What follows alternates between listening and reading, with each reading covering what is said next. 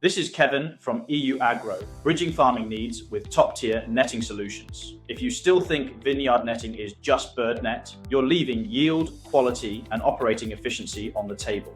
Because today, vineyard netting has evolved into a full protection system, built for multiple threats, not one. It is a comprehensive defense against weather, pests, and environmental stress. Let's look at what changed. First, extreme weather is more frequent. Hail doesn't just damage fruit, it wounds shoots and creates entry points for disease. This impacts vine health well beyond the current season, threatening your long-term investment. Second, invasive pests are expanding. Fine insect nets are now used as physical barriers when chemical control is limited. This is especially critical for pests that drive virus spread throughout the vineyard.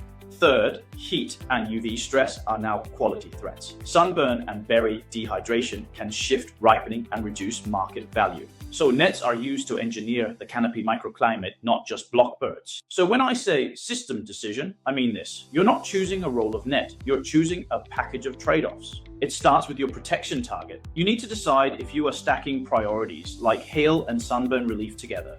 Then there is installation architecture. Drape, side, or overhead, each changes your labor, mechanization, and lifespan.